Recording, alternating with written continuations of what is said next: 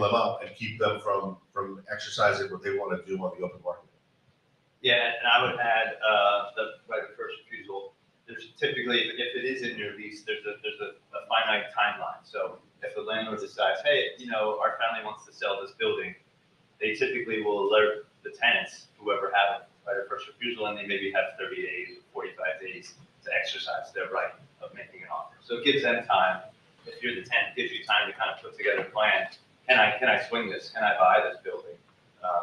And if I could just add another right of first refusal, if you are in a tenant in a shopping center up on Cotton Avenue, and let's say there are 10 spaces, you could also negotiate into your lease the right of first refusal for the adjacent space. So let's say your business is signed the lease, you're doing pretty well, and in a couple of years you're really doing well, but you're starting to get a little squeezed on your space.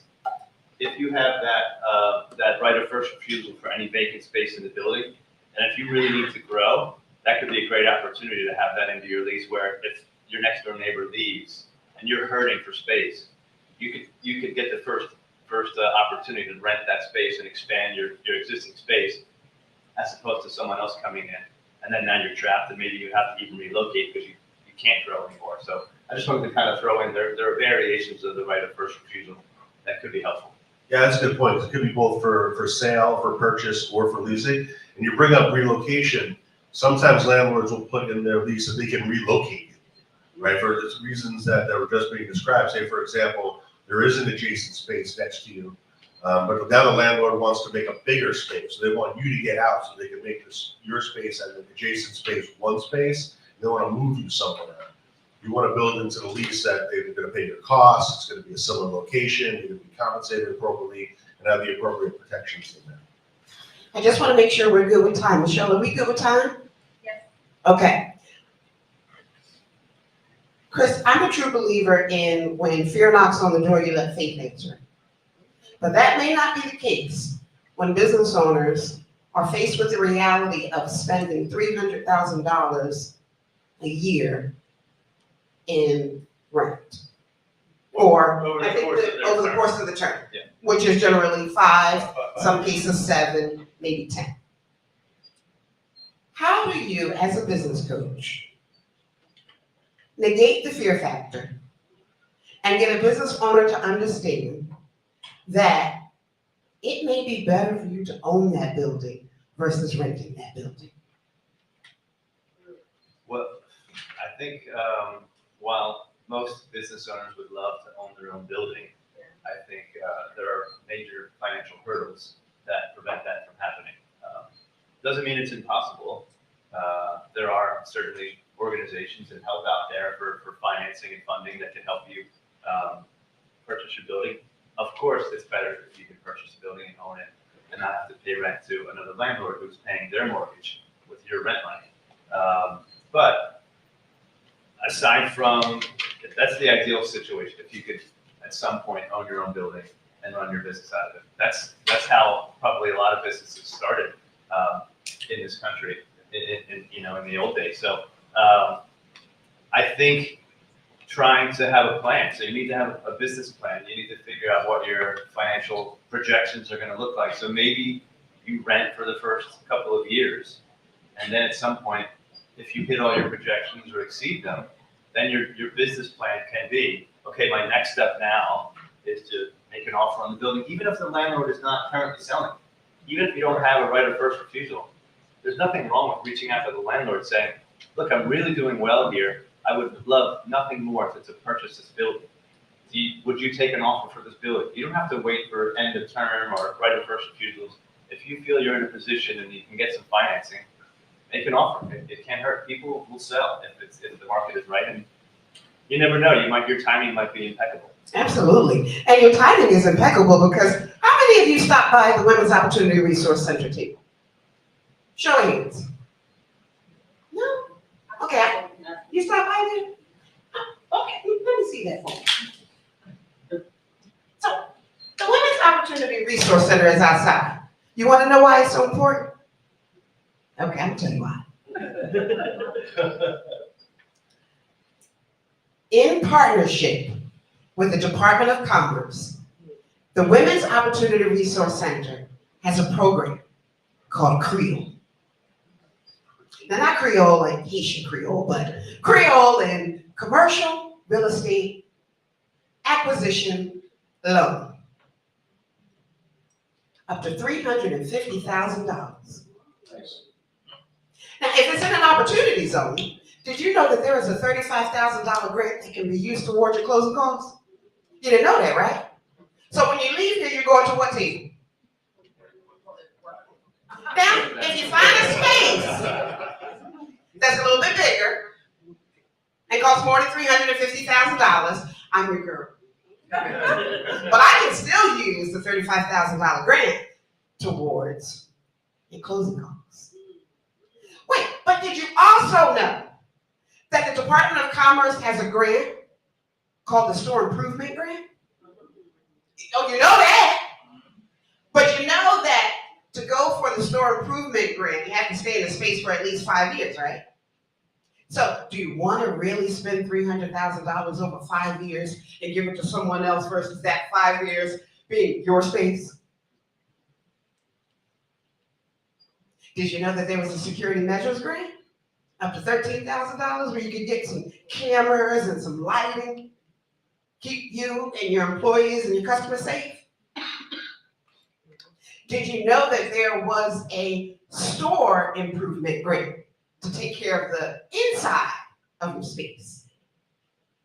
Again, forgiven after 5 years, as long as you stay in the space.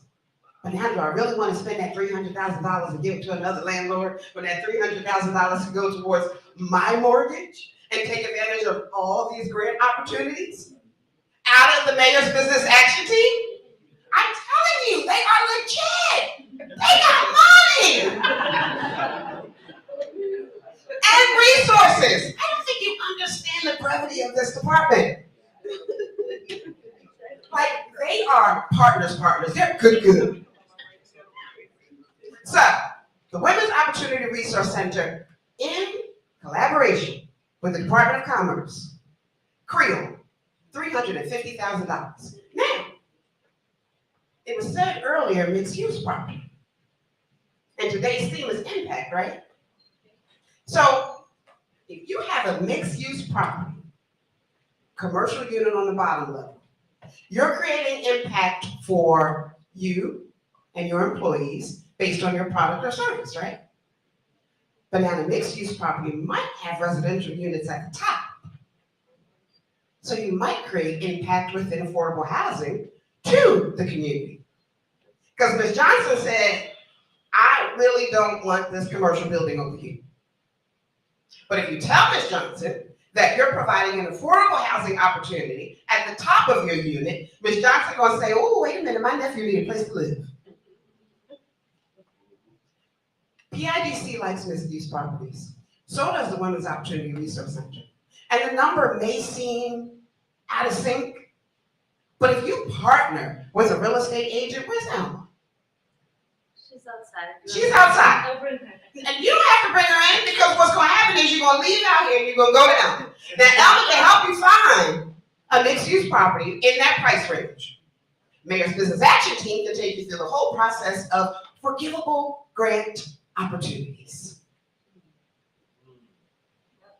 And then all of our partners here can assist you through the due diligence factor. So, the mayor says Philadelphia is open for business. Right? Darnell is here. He's open for business. Amen. And we can't talk about generational wealth if we don't have an asset associated with it. Right? Yeah. So how many of you want to own the building as opposed to talking about this commercial full service leasing and triple net lease? I mean, leases are good, but I like real estate. It can be done. It can definitely be done. It's It can be done. Chris is right, there are hurdles, but it can be done. I've done it for several people. Yes. I've closed hundreds of deals in the 30 years I've been in this business. I have never seen someone happier than when they take that building that they've been leasing. They didn't realize they were on a month-to-month lease to be caught up at any time. And now they're above, going beyond what everyone told them they couldn't do. Now we don't own building. They own the building. We don't own the building. Their family, their friends, tell them that when they close that deal, usually the lawyer pays for the closing lunch and closing dinner. None of this kid. He was out there smiling. All right, wine shop, Torresdale Avenue, true story. But his son was there, smiling, bought the drinks. Couldn't have been happier in his life. Single mom, bought the building that she was working on as a salon owner on Girard Avenue. Everyone told her it couldn't be done, can't do it. Put her on my back, we got it done. These stories are true. On the 63rd Street Business Corridor, I have a daycare client. She had been in this space for 20 years. 20 years. Exactly. She came in and she asked for some leasehold improvement money. Now, PIDC generally they never say no. They may say not yet. But if you're coming to me for leasehold improvement dollars and you don't own the building, I'm saying no. So I asked her, go and ask the landlord if he'd be willing to sell. What do you think he said? He said yes. She rented for 20 years. Now she owns the building. She can do whatever she wants with the money, with the building. Now she can come to me and ask me for a build out, and I'm gonna say yes, because you own it, girl. You want to add additional space in the back? A common area for your children? So when fear knocks on the door, just let faith answer it. And you have some faithful people in this room. They are faithful to grow in your business. The mayor says what? Philadelphia is open for business. And we love a good ribbon cutting ceremony.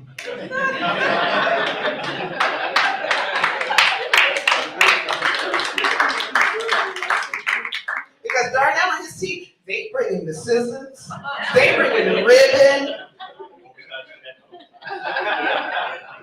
Commerce Department is giving you free marketing through their Twitter, X, and their Instagram and Facebook. Because we keep your expenses low, right? All right. How are we looking on time? We gonna wrap up? All right, we have to wrap up, y'all. You have a question? Ooh, you smiling. You must got a good question. What's your question? Name? Thank you. I'm Business from name. the WRC. Right. So I want to follow up on the question with first refusal and first offer, because whoever asked that question, it touched on what is happening with a client that I was working with. Right. And I would like to know what advice the legal team will have for that client, because it is existing now. The client was offered the right of first refusal and first offer, but the landlord or the owner did not wait until the process or the client was able to find the money to buy the building. Then they sold the building to another person, right? And the current person that owned the building, the current owner, increased the rent and threatened the client to leave the building if he cannot afford the new rent. The new owner did not respect the existing lease that they had and just told the client, if you can't afford it, then you have to leave. The client actually reached out to us for legal assistance, but fortunately, our legal team we had at that time did not respond. We reached out multiple times, but the lawyer did not actually respond, and the previous owner actually reached out to me personally to ask whether we are helping the client to buy the building. Then I said yes. To my surprise, the owner representative told me they don't think the client can afford the down payment to buy the building. Then I said, you don't have to judge, let us determine that.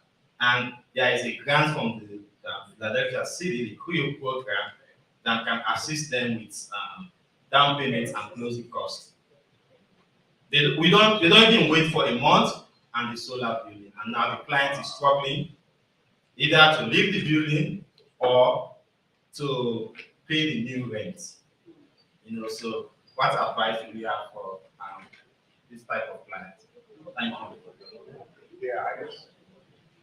Yeah, I'll be honest. Like, I guess what's tough about a question like that is what you're saying is not like I know like the paperwork behind is actually accurate, right? So it's a little tough to give advice with stuff like that. I mean, yes, I wouldn't know how to answer besides saying maybe try to work it out with the new owner or probably try to see. I'm not sure. I don't know the timetable of that, so that's like a tough question without seeing the paperwork behind it. Yeah, I mean, I think what we're down to say is we need to see the actual lease and whether or not, if what you're saying is consistent with the lease, that the new owner is now respecting and abiding by and acting in accordance with the terms of the lease, then what I would do is I would write a letter to the new owner and explain to the new owner the error of their ways. And they have two choices. One is the carrot, come back to the table, we can work something out. The other one is a stick. I'm gonna hire a litigator to come and sue your ass. And we're gonna tie up this building for the rest of your life, right? You'll never do anything with this building again. And I'm not a litigator, I'm just a writer.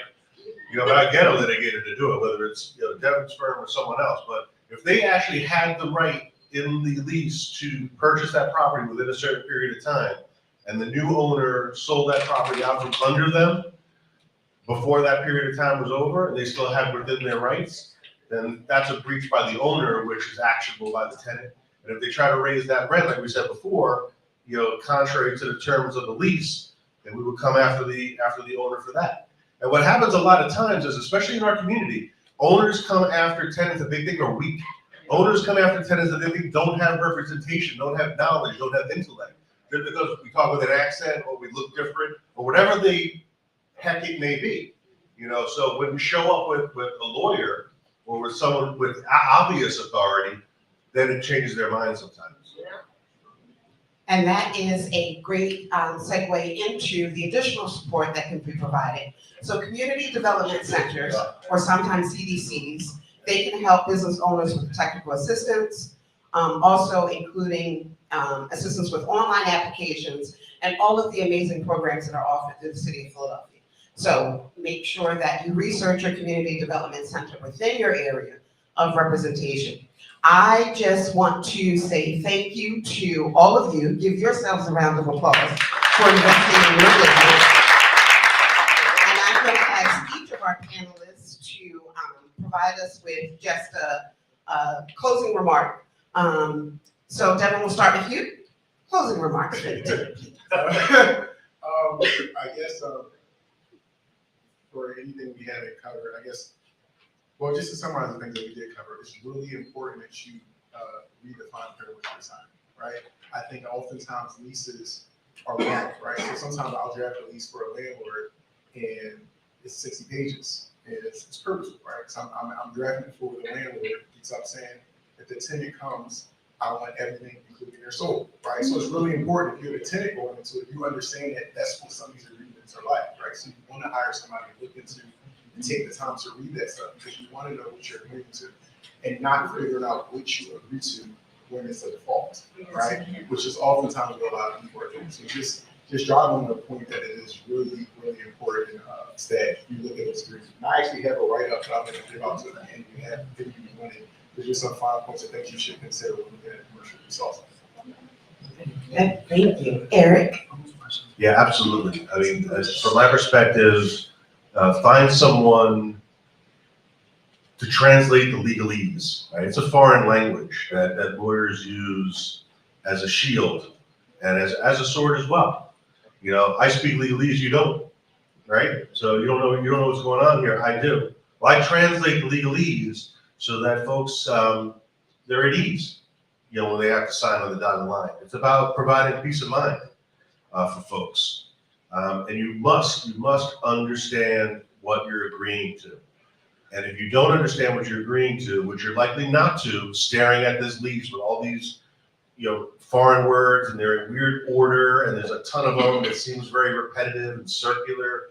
and, you know, on and on and on it goes, and the print is small and it's all tight together, you know, don't hurt yourself, man. Do your business, hire someone else, get that team, call the representative, call me, call Devin, call the mayor's business action team, right?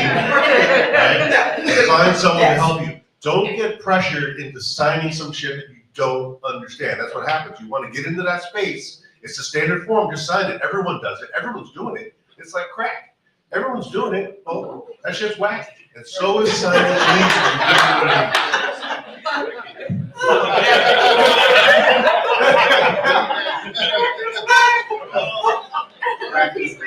I appreciate the Whitney moment.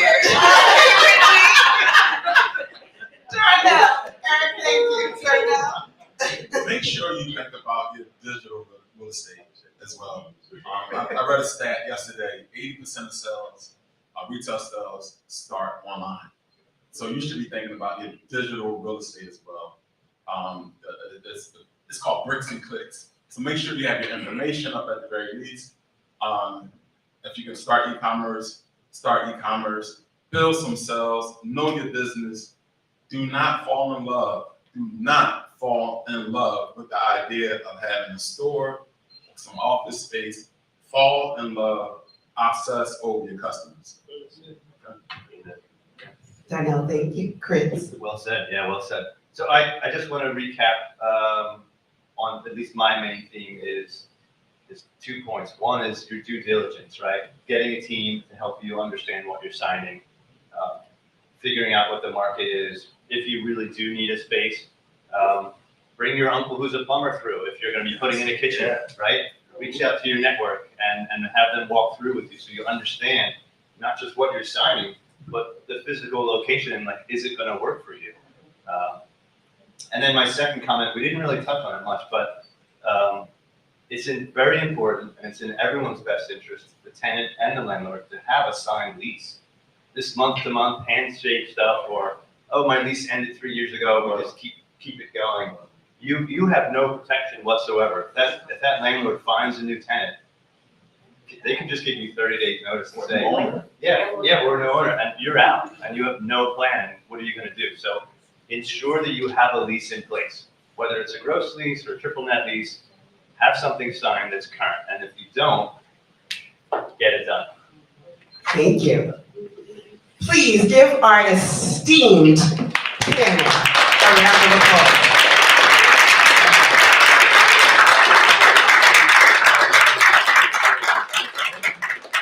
My name is Camille Simpkins. Thank you so much for allowing me to hang out with you today. I'm going to turn it back over to the amazing Mayor's Business Action Team.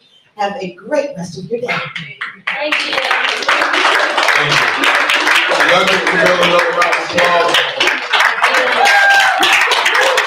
And give our panelists another round of applause as well. So, before we end the session, I want to thank the team at Commerce for putting this event together and being consistent with helping out. I want to bring up Liam Kelly, our Senior Director for Office of Neighborhood. Camille, we gotta hire you to do all PR, explain all the programs. You're gonna be very busy. Yeah, thank you all. Thank you to Salim and the Mayor's Business Action Team. We are two parts of the same department, which is the Department of Commerce. The Office of Neighborhood Economic Development, just quickly, how we work, we have 3 main ways.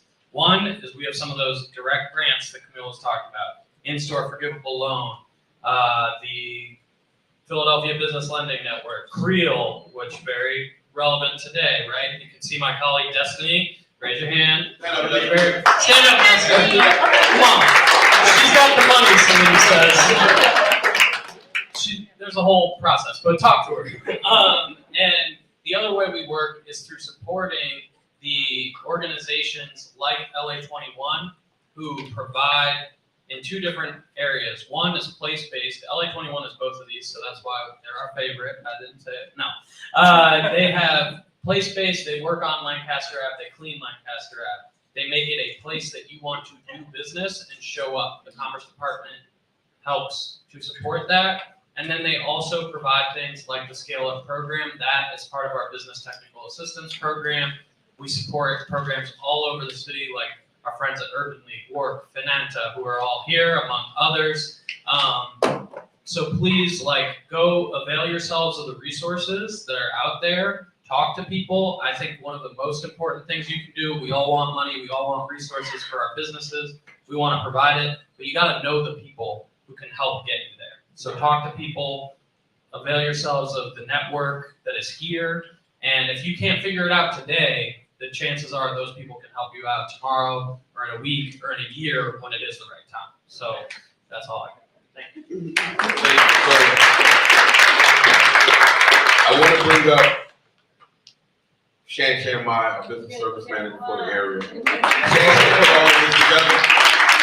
So she's going to close us out. Thank you, everyone. I just want to take a moment to thank each and every one of you for being a part of the conversation. Navigating commercial leasing is not easy, but today, together, we've gained valuable insights from our panelists. We asked the tough questions, and hopefully everyone can walk away with the tools they need to make more informed decisions. And a huge thank you to our incredible panelists. Thank you for your time, your expertise, and for making a complex topic more approachable. And thank you again, everyone, for your engagement and your support. Please utilize the next hour to network and then talk to all the resource vendors. Thank you again.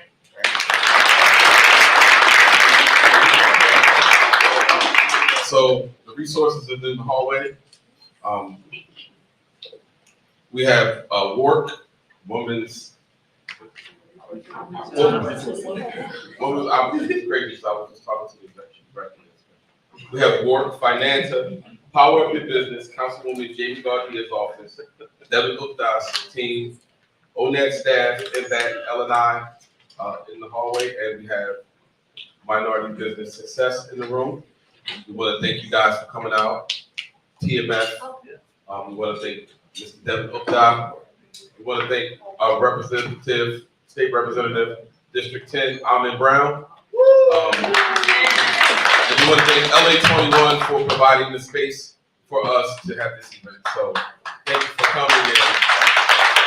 Our next Coffee and Commerce will be in 30 days, and it will be on bookkeeping. So please look out for that information, because we definitely want to talk to you about that as well. Thank you, guys.